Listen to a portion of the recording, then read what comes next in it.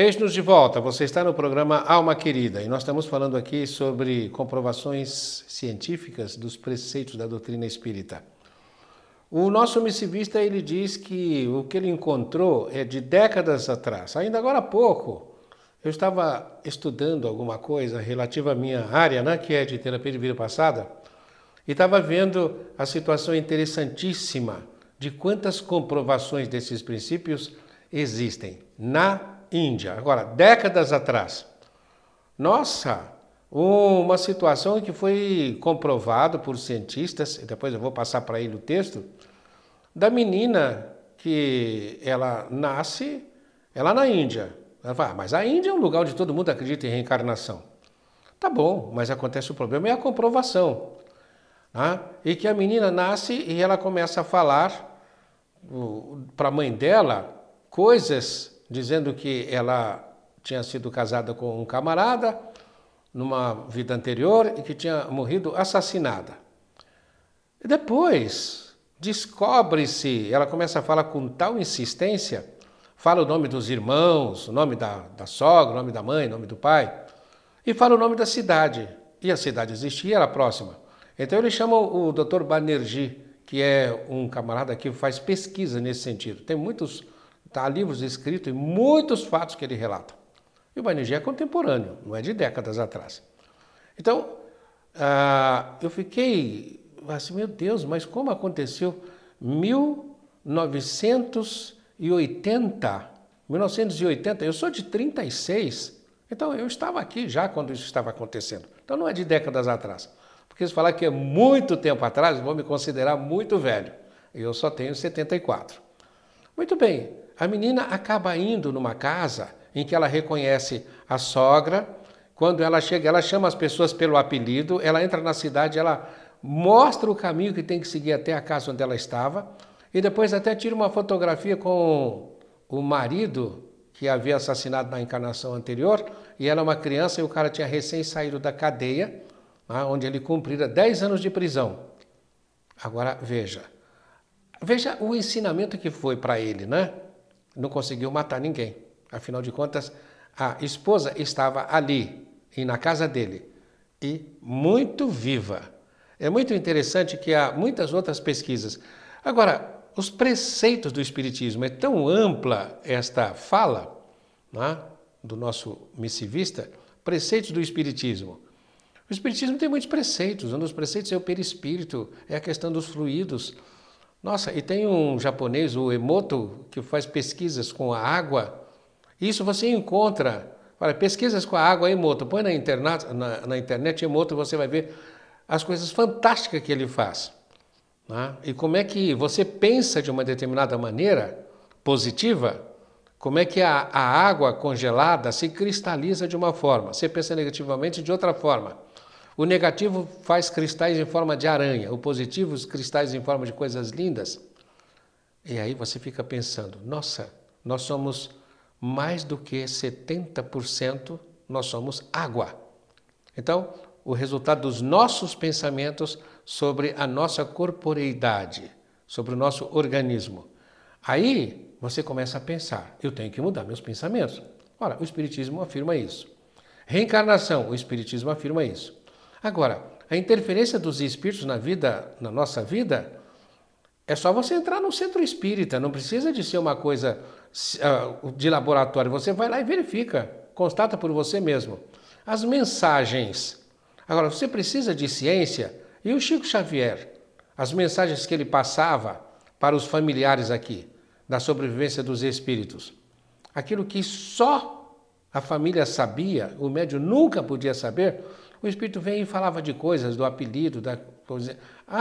Nessa história da Índia havia uma coisa interessante. A menina, quando chegou lá na casa, ela disse, nesta casa eu escondi uma bolsinha com anéis num determinado lugar. E foi no quintal e mostrou onde ela havia enterrado a bolsinha com anéis.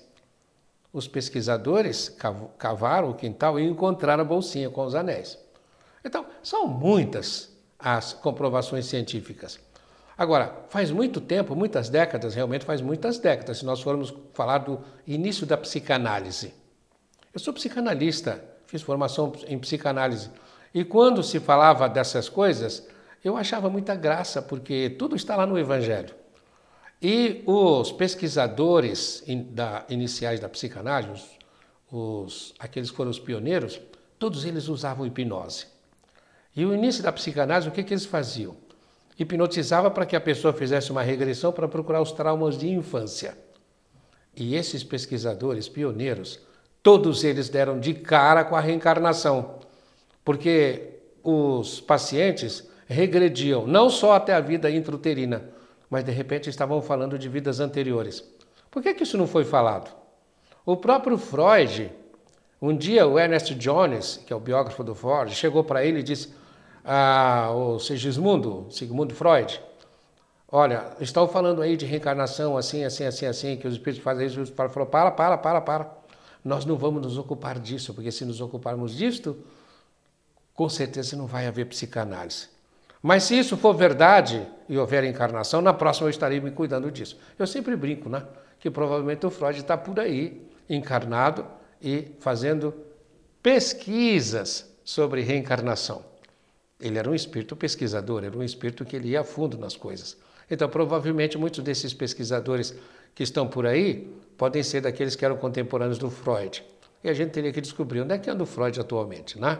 Então, o nosso missivista diz que as possibilidades de comprovação de farsa aumentariam substancialmente se fossem feitas pesquisas e as pessoas se propusessem a isso.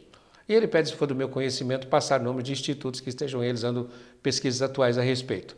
Ele agradece, ele é de São Paulo, e tem aqui a minha promessa, que nós vamos fazer uma pesquisa e daí o que for, no que nós conseguirmos coletar a respeito, nós traremos em outro programa para que esse nosso querido irmão e todos os outros fiquem conscientes e informados a respeito. O outro e-mail que nós temos é de alguém que tem uma sobrinha, é uma telespectadora que tem sobrinha que sofre de hiperatividade. E ela quer saber como proceder nesses casos.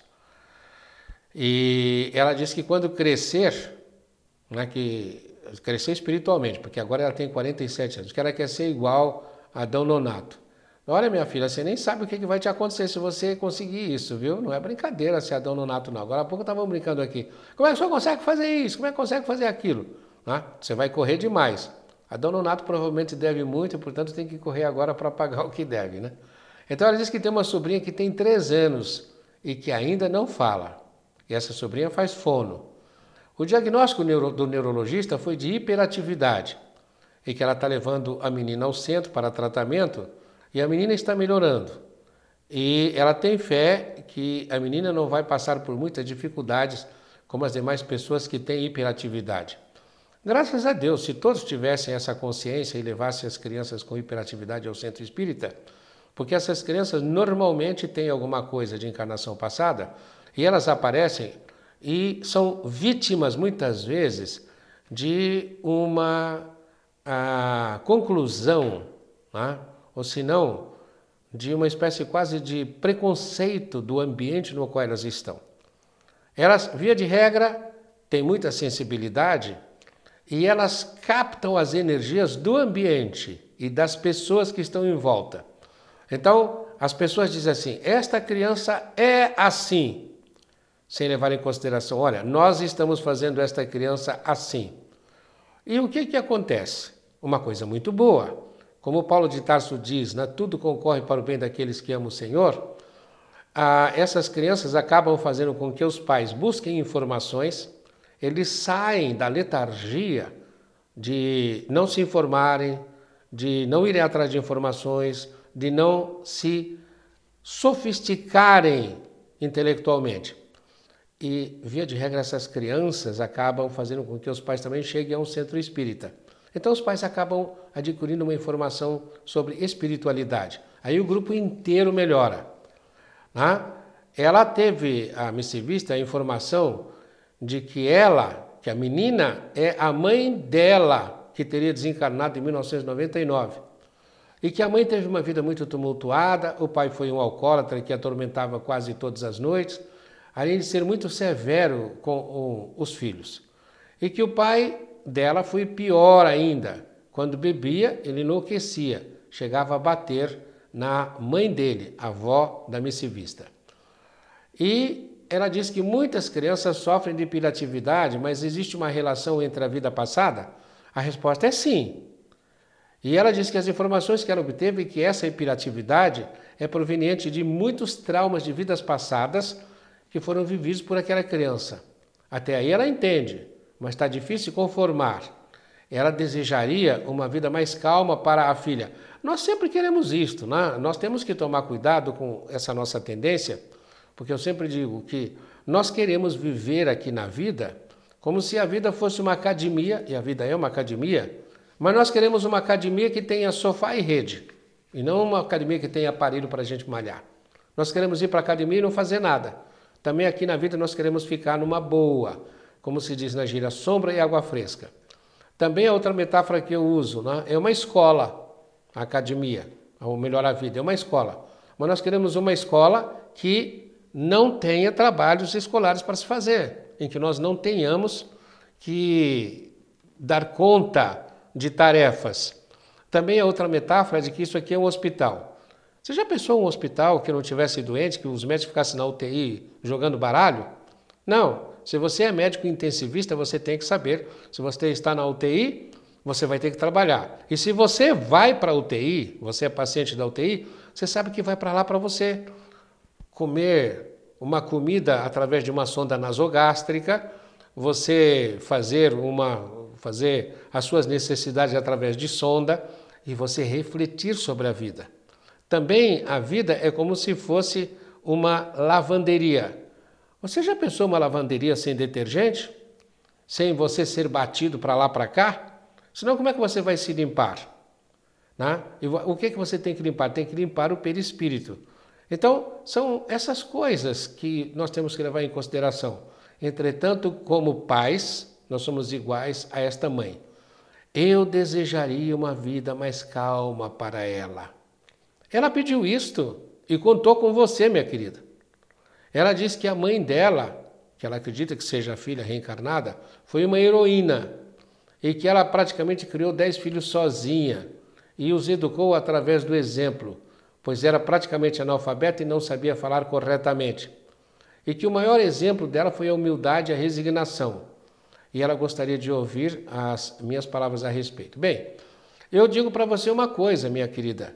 Muito provavelmente você está equivocada. Eu acho que se você diz isto, significa a sua filha não pode ser essa mãe que tinha resignação, que criou todos os filhos com o exemplo, que ela era resignada. Aí o que é que está acontecendo? A sua filha é hiperativa. Então, nesse particular, poderia dizer, provavelmente não é a sua mãe. Entretanto, não posso afirmar, porque a sua mãe pode ter voltado para terminar um trabalho dela. E agora ela é objeto de cuidado de vocês, precisa de amor. E quem sabe que o amor da sua mãe não se manifesta nessa criança hiperativa agora, que a mãe esteja dizendo, olha, eu estive aqui, estive com vocês, fiz o que me era possível. Mas ficou faltando levar vocês para uma casa espírita. Ficou faltando dar entendimento espiritual para vocês. Agora estou aqui. Vou entrar em sintonia com as influências que vocês trazem na vida de vocês. Então, através da minha hiperatividade, eu quero que vocês, para me ajudarem agora, como eu ajudei vocês, procurem um centro espírita. E assim, a minha tarefa vai ficar perfeita. Eis aí o que nós poderíamos dizer para você, minha querida amiga de Piratininga, São Paulo. Agora, a próxima missiva, o próximo e-mail, é de uma mãe que busca orientação para uma filha com deficiência neurológica, sem diagnóstico. Então, ela diz que adora os nossos programas e que no trabalho deixa o computador ligado na TV Mundo Maior, e acompanha a programação da TV e gostaria de uma orientação.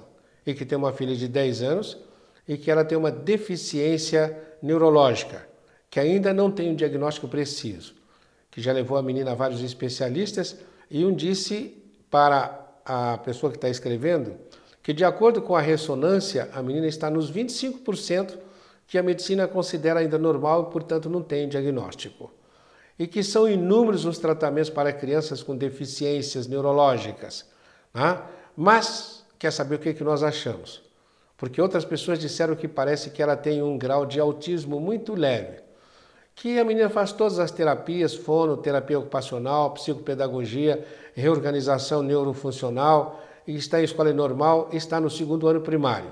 Faz fluidoterapia e está na evangelização. Mas ainda é muito dependente. Ela quer saber mais a respeito? Nós voltaremos a falar sobre isso após o intervalo. Já já estaremos de volta.